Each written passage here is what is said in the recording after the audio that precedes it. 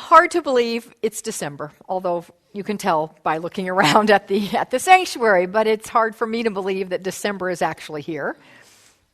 And it is an interesting time of year. I think isn't there a curse that says, may you live in interesting times, isn't that? But I think December can be an interesting time of year.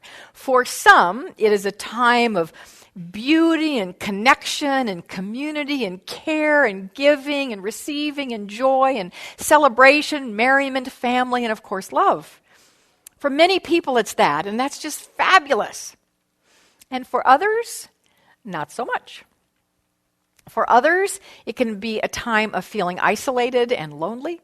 It can be a time that brings up overwhelm and not enough. If we have had a loss, particularly recently, then that, or even maybe not recently, but if we've had any loss in our life at all, and who hasn't, this can be a time of year that makes that loss feel raw again. So it's always interesting for me as a minister to how do we do December? Because we don't want to focus on the challenge part of it, of course, and we also don't want to ignore it. We don't want to do what we can sometimes do in our beautiful Science of Mind teachings, and I love these teachings. They're my life. They've been my life for 25 or more, perhaps plus, years, but there is something that we can do sometimes that does not, I believe, serve us, and that is called a spiritual bypass. Do you know what that is? Do you know what a spiritual bypass is? That's slapping a happy face on a broken heart. Slapping a happy face on a broken heart doesn't work. It doesn't work. So it's important that we acknowledge what really is going on and at the exact same time recognize that that isn't what has to be going on. Ernest Holmes, our founder, even said in the textbook, we are not so cold-blooded as to say a person with pain, to say to a person with pain that there is no such thing as pain. That is not our idea or our purpose. We admit the fact. And then in big, bold, all caps letters, meaning pay attention to this, he says, it is quite a different thing to admit its necessity. So in this month, I want to just acknowledge you wherever you are in that continuum, whether you are joy-filled and happy and excited like a little kid on Christmas morning with Santa Claus. You're that way the whole month about this month. Yay, that's fabulous. Good for you. Hallelujah. And if you are not there, if you're on that other end of the spectrum, good for you, hallelujah, because you're feeling your feelings, and that's really, really important. And wherever you are, I want you to know that I am glad you are here. Now, I don't mean exclusively I'm glad you are here like here this morning, although I am glad that you are here this morning. I don't even mean I'm glad you're part of this church, although I am glad that you're part of this church. But what I really mean is I am glad that you are here in this world at this time in my life. That's what I'm glad for. So thank you for that. And I want you to just take a moment to turn to somebody. And if you don't know them, share names. And simply say to them, I'm glad you're here.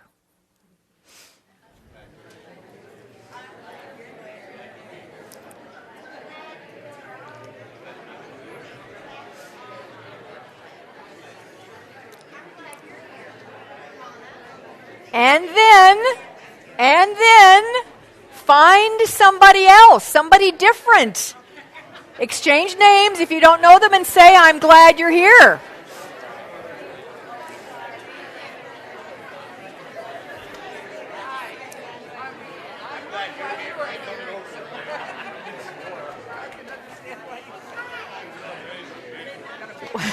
One more time.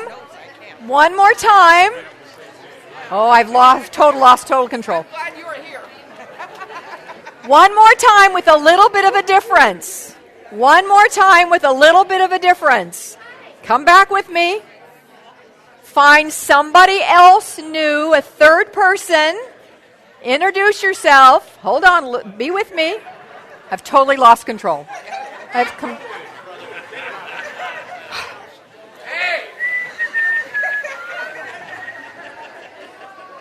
you like to do another song, maybe?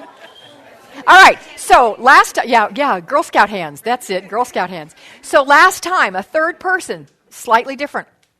Introduce yourself, of course. Then take 5 seconds. And if that seems like too long, take 2 seconds. And just look at the person, like really look at them. And then say, I'm glad you're here. You make a difference. All right? A third different person. Look at them. I'm glad you're here. You make a difference. Good morning. Good morning. I'm so glad you're here, and you are so gorgeous, and you make a difference in all of our lives. We're blessed. And I am glad you are here. And you make a difference.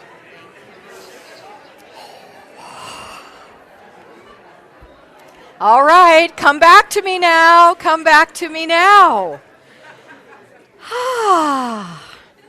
So that was a nice little bit of connection, wasn't it?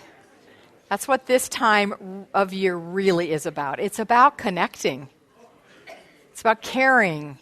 It's about community with each other. It's about connecting. It's about communion with the divine within. It's about caring for self. So I invite us all into this energy this month, and that's what we're going to be doing here. We're going to be capturing this month the spirit of the season in various ways. And today we're going to capture it by looking at the spirit of you. And all of it, the spirit of the season, of course, is really capturing and living from this term that we like to throw around in religious science called Christ consciousness, or consciousness of the Christ. And Ernest Holmes speaks of it in the textbook, and yet I think sometimes we don't exactly know what that means. So I want to just make sure we're on the same page before we move into capturing the essence and the spirit of us. What do we mean by Christ consciousness? Well, let me just read one passage from our textbook that I think describes it beautifully. And Ernest Holmes is using the master teacher Jesus, the man who became the Christ. And Christ it comes from a Greek word, Christos, which means the anointed or exalted one. And so Ernest says about Jesus, he located God and the kingdom of heaven within himself. He plunged beneath the material surface of creation and found its spiritual cause. This cause he called God, or the Father. It is now, he says, it is now nearly 2,000 years, well, it's now beyond 2,000 years, since this wonderful man labored in the vineyard of human endeavor, pointing away to eternal reality. Centuries have passed. Nations have risen only to decline and fall. Science has solved many problems. Inventions have harnessed subtle forces, and our land is filled with institutions of learning. But the world is looking for another great leader, one who will again show it the way. It seems, though, that we cannot truly be satisfied until we have individually and personally made the great discovery for ourselves. But to how few has come the real truth, the realization that God is indwelling in the soul and spirit of each of us. And there it is.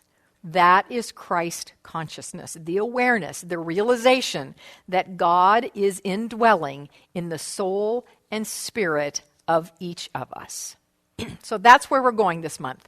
We're going capturing the spirit and recognizing that God is indwelling in the soul and spirit of each of us. And we'll do that in different ways every Sunday. Today is about capturing the spirit of you. So I want to tell you a little story, true story, about a senator. His name was, he was a congressman, Samuel Tribble. You may not recognize that name because he actually had his time in Congress in the early 1900s, like 1910, 1915, something like that. About the time where New Thought and religious science were starting to bubble up. I find that kind of interesting. So he had a little girl. Her name was Constance, and she was a young girl. And she didn't like it that people always identified her as her father's daughter. Whenever anyone would meet her, oh, you're Congressman Tribble's daughter. You're Congressman Tribble's daughter. Oh, you're Congressman Tribble's daughter. She didn't like that. She wanted to be herself. She wanted to be her unique and wonderful self. And so she came complaining one day to her mother and her father that everybody just sees me as, daddy's daughter and I'm not me. And so Congressman Tribble, the father, said, well, honey, don't worry about it. I know you're unique and you're wonderful and you're you. Just don't worry about it. Mom said the same thing. She gave a little bit more practical advice. She said, honey, next time somebody says something like that to you, you just stand right up and you stand strong and you say, no, I'm Constance Constable. I'm Constance Tribble. So when they say, aren't you Congressman Tribble's daughter? No, I'm Constance Tribble. Her opportunity to do that came just a few days later when there was a group of women who met her at school and found out her name, and they said, oh my gosh, Congressman Tribble must be your father. She said, oh no, that's not what my mom says.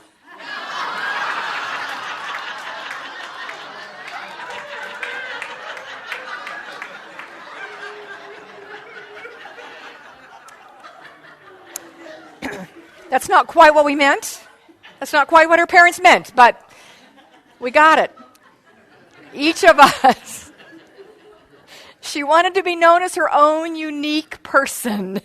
And each and every one of us is our own unique person, uniquely expressing the one perfect life, uniquely expressing the one perfect mind. Holmes says in 2 different places in the textbook that I have mashed together here, there is but one mind. Each individual, however, is a unique variation of the one. No 2 people are alike, and yet all are rooted in that which is identical.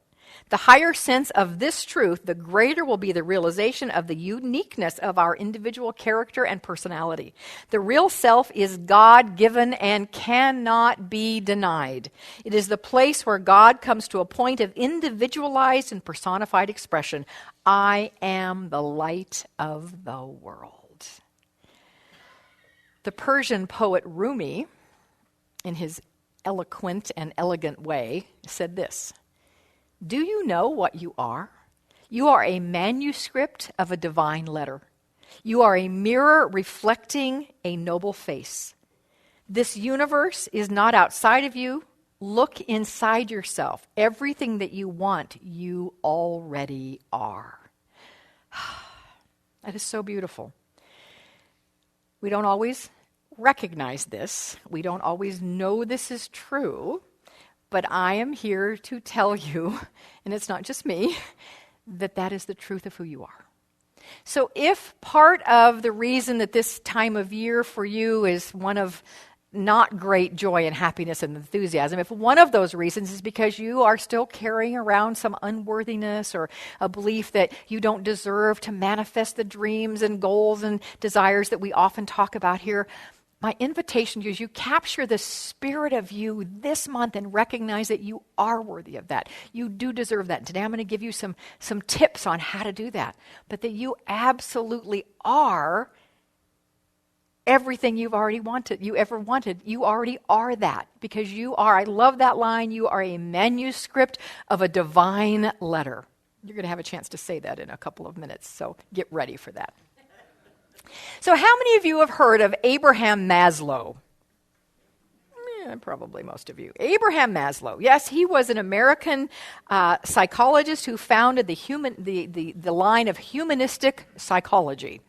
And he came up with 5 levels of human need. He called it the hierarchy of need. Does this ring a bell? The hierarchy of need. Abraham Maslow was the one who did this. I want to talk about the highest level. At least the highest level that we all think. But I want to just make sure we know what all of them are because they build on each other. So the first, who knows what the first level of human needs are? What is that Maslow identified? Who knows what it is? Survival. It's survival. It's survival. So it's air, water, food, clothing, shelter. Basic survival. Those were the physiological needs. Next one, I heard it, but next one is, I heard it already. Security and safety. Yes, feeling secure and safe is the next level. But you have to have the first level needs met first, he said. First level has to be met first, then you can move into the second level, which is safety and security. Anybody know what the third level is? Any psychological students here, psychology students? I can't remember. What is it? I can't remember. I'm going back to college, taking me back to college. That's it. You got it. You got it. Oh, one of them, love's in there somewhere. Yes. Yes, loving and being loved. Connection, community is the third level. Fourth level, okay, I won't tax you on this one. What is it? Rock on. Who said that back there? Jennifer, was that you? No, who is that? Okay, very good. Nicely done. Yes, self-esteem, which comes through respect specifically. Now, what I find interesting, I didn't know this until I did a little research on this week when I decided to go this direction, is that Maslow came up with two different levels of this level, of the level of self-esteem, which comes through respect. He called it the lower and the higher level. The lower level of respect is when we are looking for respect from the outside, from others. The higher level is when we have self-respect. So I find that fascinating and right in alignment with capturing the spirit of you. So we've got physiological, we've got safety, we've got love, we've got esteem/respect, and the last one, at least we thought, yes, self-actualization. Self-actualization. Maslow said, what a man can be, he must be. That was his view of that we are here to expand and express who we came here to be. And we really won't be happy in this world unless we express who we came here to be. And that is being self-actualized. He said, he believed that there were 3 behaviors of a self-actualized person. And these behaviors fit perfectly into our Science of Mind teachings. They just fit like little hand in glove. So I want to share with you what these 3 are this morning. And I just invite you to evaluate kind of where you are with these. And if there could be some expansion and growth in them, fantastic. This is then this is some meat to think about this month. If you're pretty good with one or all of these, keep on keeping on. Now let me just check. I don't want anybody falling asleep because you're too hot. Is it too hot in here? I'm just seeing a number of, not to some of you, but so is that an even number of cool enough and hot or not? What? Hot? Hot. Raise your hand. Hot? Okay, sorry, not enough of you to change it then. All right. I'm sorry, I'm just... oh, no, like, no, it's hot. All right, if I see you nodding off, we'll get... Oh, I'm seeing more fanning. Nicole, where are you? Tim, would you just pop your head out? Nicole's probably in there. Would you just ask her to do something? It is, I think, a little warm in here. 1 notch, just 1 degree, and that'll be good. All right, so 3 ideas, 3 behaviors, 3 ways of being, 3 thought patterns that support self-actualization. The first one is, and some of us are going to have to take some breaths in this, but here we go. The first one is being independent of the opinion of others. Oh, be independent of the opinion of others. That reminded me of a very famous kind of New Thought staple book written decades ago by religious science minister Terry Cole Whitaker. I have to admit I've never read the book because I think the title is enough. I didn't need any more than the title, although probably reading the book would be good. But who knows what I'm talking about? What you think of me is none of my business. Is the name of the book. What you think of me is none of my business. None. However, now I'm adding this, however, what I think of me is critically important. What you think of you is critically important. Do you realize that you are the point at which Spirit has manifested itself in this time, in this space, at this moment, exactly as you, and that was not a mistake. God did not say when God created you, oops, oh dear me, that wasn't the good one. Oh, what was I thinking when I did that? No. There are no errors in God's holy creation. And you are created in the image and likeness of the divine. So maybe you grew up thinking or being told you were a mistake. Not true. Maybe you grew up being told you weren't good enough. Not true. Maybe you grew up being told that you'd never make anything of yourself. Not true. You are God in expression. That's the truth. And the fact that you think that of you makes all the difference in the world, and it doesn't matter what anybody else thought or thinks even today. Now, I know we have to breathe into that because some of us, anybody else like care about the opinion of others? Anybody else? Yeah, right? Yeah, I've just recently started like going to the grocery store without makeup on. I mean, that's a big step for me. Like, huge. I finally decided, oh, well, we even have a congregant who works at Safeway, and I've gone to Safeway, not looking very good at and he sees me, I'm like, oh, dear me. No, it's fine. I'm good. I am so good. Yay. This is growth. This is growth, right? So we all, at some level, have this. But I'm inviting us not to take it to the extreme where we're rude and obnoxious and mean to people because we don't care what they think. Not that at all. As a matter of fact, the more we accept ourselves for who we are, independent of the opinion of others, the more gracious and kind and caring and generous and authentic and open and real we will become. That's capturing the spirit of us. So I want to, because it is so powerful for us to speak words aloud, I want us to anchor into those beautiful statements that I've shared with you already about you are a manuscript of a divine letter. You are a mirror reflecting a noble face. The entire universe lives inside of you, and everything that you want is already there. You are the place where God comes to a point of individualized and personified expression. You are the light of the world. So I am inviting you into saying these statements and acting as if you mean it. Psychologist William James once said, act as if and it shall be.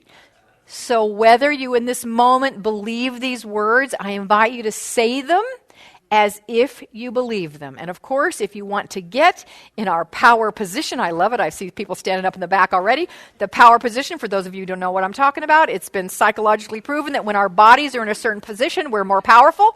So we have our arms out, feet planted firmly on the ground, arms up, chest up.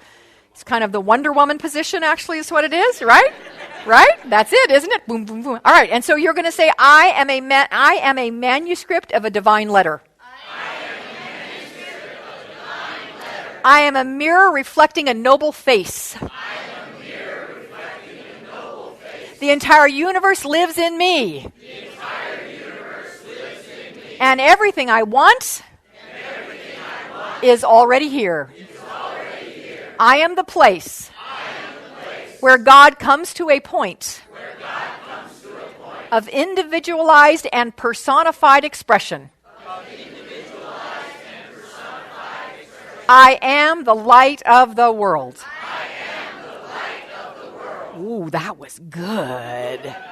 Yeah, that was really good. Well, a tingle. Me too, because I got all that energy coming at me. So that's the first way of being. That a person, according to Abraham Maslow, a psychologist,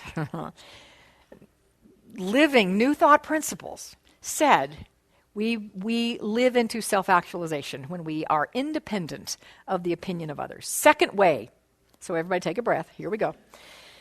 Detach from the outcome. Focus only on your intention. Detach from the outcome. Focus only on your intention. That one can be a bit of a challenge now and again, can't it? Because the more we want something, the more attached we are that it turns out that way. And we can even, now it's cold in here, right? I'm seeing people put on coat. 1 degree, I know. Tim, would you, just one? It is just one? Okay. Thank you so much. This is what you do. This is what happens when you're on the board. They go do that. Take care of that. So there's a little bit of a dichotomy or a paradox, maybe it is, in our teachings that can get people confused sometimes. And that is, we teach and believe, and it's absolutely true, you set an intention, you set your goal, your dream, whatever it is, you set that, you're clear about it, you have a picture of it, you create it in your mind, you live it in your mind, you're absolutely with it. And you detach, let go of any expectation of the outcome or even that it actually happens. What? How do I do that? Well, let me give you something that might help you do that. Here is your dream, your intention, your goal, your desire. Here is your holding on to needing it to happen, your attachment that it happens. in between here, this bridge, this gap, to the holding on, there is F-E-A-R. Fear. Because you would not be holding on with attachment unless you were afraid it wouldn't really happen. If you knew it was going to happen, would you check all the time and look and make, when you place an order, all right, let's just say you drive up to a Starbucks, right? And you place your order in the little, you talk to the little guy you can see their face now sometimes. Some of them have cameras and you can actually see the barista's face. You place your order. I know it's only a matter of seconds before you actually get your order. But how many of us fret and stew and wonder and just have to have that vanilla macchiato latte with 2 shots of espresso and an extra thing of whatever. I don't even know. Do we do that? I wonder if they're going to get it right. Oh my gosh, are they going to get it right? What if they don't get it right? What am I going to do if they don't get it right? I don't know that I can live if they don't get it right. Right? Do we do that? No. We just know that it's going to be there. Right? We just trust that it's there. It's exactly the same thing. That's a silly example, I know. But that's what we do. We're afraid whatever our desire is, our intention, will not manifest. That's why we hold on. So knowing that it's fear that's driving the attachment perhaps will make it easier to detach and simply let the universe unfold, trusting that God knows what God is doing, that the law, which is the way God simply works, and it's like the soil. When you put the seed in the soil just takes that seed, says yes, and creates whatever the seed is. So the law does the same thing. We trust that and go about our business. This is what self-actualized people do. So how about this? I release the fear and detach from the outcome because I know it's all God, so it's all good. Now there could be a little attitude even. Oh, it's all good, you know? Who was that? Jim Carrey? Good, good, good, good, good. Isn't that how he says? All right. So are we ready? Are we ready for this one? Here we go. Up if you want. You don't have to stand up, but please don't hit anybody, by the way, when you're doing this. Don't whack your neighbor. That's not good. I release the fear, and detach from the outcome because I know it's all God, so it's all good. Good. Nice. Finally, the third one. Okay, here we go. Save the best to last. The self-actualized person, the person who has captured the spirit of themselves, who has moved into a higher level of Christ consciousness, is the one who has no investment in power or control over other people. Oh. This one, oh, please, because how many of us have thought this? If they would only behave a certain way, then I will be happy. Life would be so good if they will just do what I think is the right thing. Sometimes I think Queen Michele knows exactly how it should be and how you should behave, and if you would behave that way, everything would be fine. The challenge is somebody's thinking that same thing about me. Right? So, a self-actualized person moves to a place of having no investments in power or control over another person. It's interesting, Marianne Williamson, in that beautiful passage that we all are familiar with, I'm quite sure that got inappropriately attributed to Nelson Mandela for many, many years, but it's Marianne Williamson. It's our greatest fear is, right? She says our deepest fear is that we are powerful beyond measure. Now, why would she have said that? Our greatest fear is that we are powerful beyond measure. Well, I think there are lots of layers and dimensions as to why she said that, and I could unpack that in a whole sermon. But I just want to say one piece of that, not the only piece, but one piece of it is because I believe many of us have models and examples out here in the world of power that is misused and abused. We see it all the time. We see power over others, control, from, in all ways misused and abused. And so when we think of power, we're like, I don't want that. But that's not the power we're talking about here. It's the power of knowing who we are. It's the power of recognizing that we are living, breathing, walking, talking manifestations of the divine, that we are life incarnate, and that we have at our access a law that simply says yes. And and when we plant things in the law for love and kindness and prosperity and wholeness, then we reap back love and prosperity and kindness. However, we are so powerful that no matter what we plant in the law, we get back. So if we are planting hate and upset, and we get that back as well. So as Lonnie's beautiful quote from that I guess an inmate made up, I don't know if that was made up or not, but that's exquisite. 1,000 unlit candles cannot light one candle, but one lit candle can light 1,000. One of us recognizing our true power can change the dynamics. 1,000 of us recognizing our true power, 100,000 of us, 1,000,000 of us, 2,000,000 of us will change the dynamics of our world. And when that happens, we will not see things in our world that we see now on a fairly regular basis. Beirut a couple of weeks ago, Paris a couple of weeks ago, San Bernardino this week, where somebody misused their power out of their own pain. I know that. It has to come from that.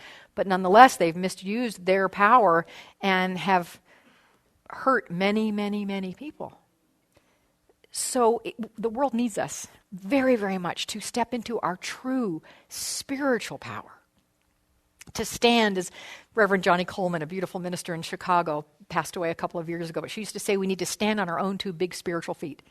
So we need to stand in our spiritual power. And a year ago or so, when I was personally going through some challenges and thinking that there were some people who needed to behave differently because they weren't behaving like Queen Michele wanted them to, I was speaking to a colleague and dear friend of mine about it, and she gave me a quote that was so impactful to me. I want to share it with you today. It's from Brene Brown. Brene Brown is a beautiful author and a scientist. Look her up on her, watch her TED Talk. She speaks on vulnerability and authenticity, and that's where our true power and strength come from. Anyway, Brene Brown said this. It's especially connected if we are facing, a challenge with another person. Don't puff up, because that's like inappropriately using our power. Don't puff up, don't shrink back, but stand in your power. Don't puff up, don't shrink back, but stand in your power. Stand in the truth of who you are. That statement helped me as much as anything did in the course of a time when I was needing to stand in my power and yet, stand in it in an appropriate way. So I invite you to recognize that. So again, what is our power? Our power is recognizing who we are. So let me give you another true example of someone who stood in their power. And then I want to tell you, I've alluded to it a couple times here, that Maslow had his 5 levels of human needs. He actually identified a 6th. And I want to tell you what that 6th one is in a moment. But this is the final one for standing in our own power and not to control other people, but just to know who we are. So it's a story of Frank Szymanski. Anybody know who Frank Szymanski was? Come on, you football fans. No? Well, I know you're all too young to know, because he was a football center for the Notre Dame Fighting Irish in the 40s. So I know we're all way, way too young to remember that. Way too young. So he had been called in a civil lawsuit to be a witness. And he's on the witness, this is a true story, he is on the witness stand, and the judge says, "Are you on the Notre Dame football team this year?" He says, "Yes, Your Honor, I am." "What position do you play?" He said, "I play center, Your Honor." "How good a center are you?" the judge said. And it's reported that Szymanski kind of squirmed in his seat, looked around, didn't look comfortable at all, but finally said, "Sir, I'm the best center Notre Dame has ever had." The coach was in the audience of this trial, and after it was over, he went up to Frank and said, I was shocked that you said that you answered that you were the best center ever. He said, because you're such a humble guy and you don't ever, make bold statements like that. You're modest. Why in the world did you say that? And he blushed and he said, well, Coach, I hated to do it. But after all, I was under oath.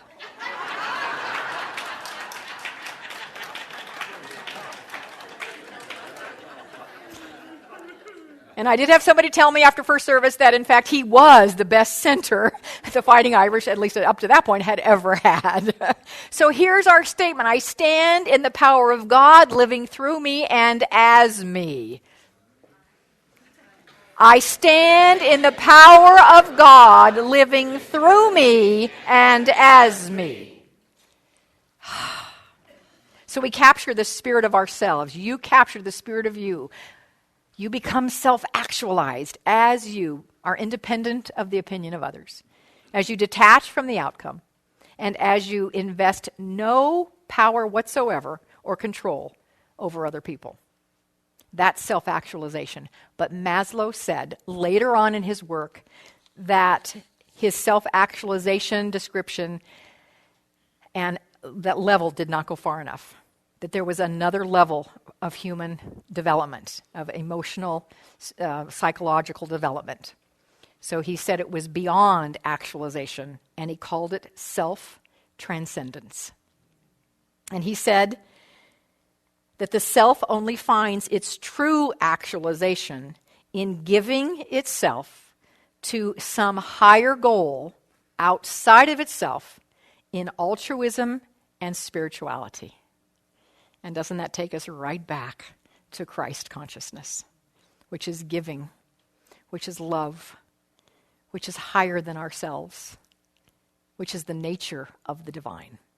So I invite you this month, wherever you are on that continuum of emotions around December, to think about self-transcendence and move into that as you truly capture the spirit of you. So let's anchor these ideas in prayer. How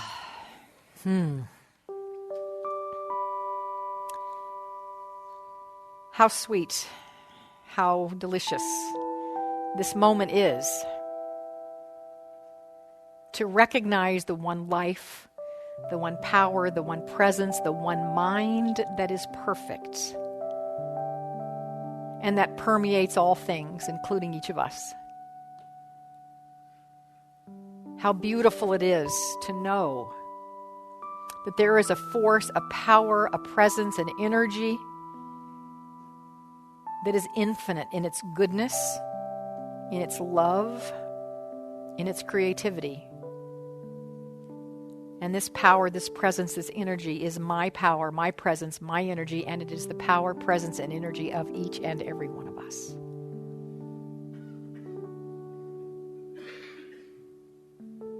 And so we can speak words of power, knowing that they activate the perfect law and then become reality in our lives.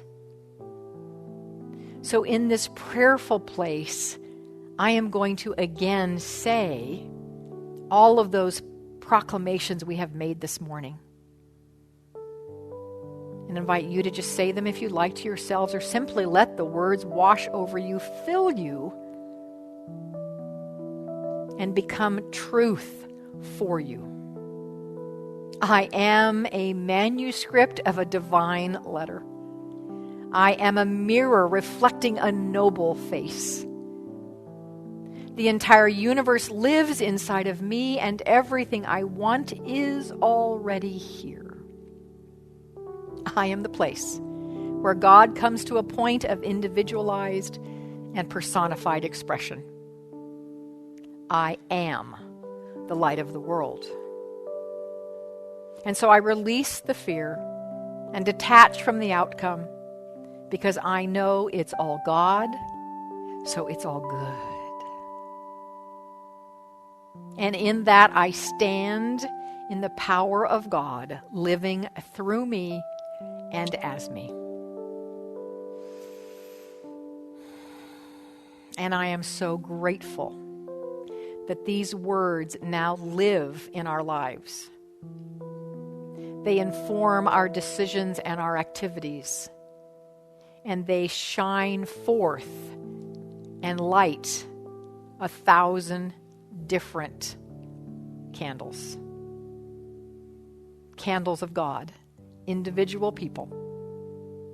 And then as they each light 1,000, and those light 1,000, we have had a tipping point to realize that true happiness, true fulfillment, true actualization comes when we transcend the self through love, through giving, through recognizing our spiritual nature.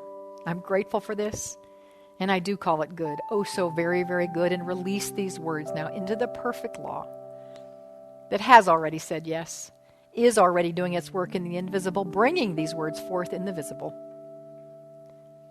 So with faith and with trust and with the knowing, I let it be. And let us together say, and so it is. Amen.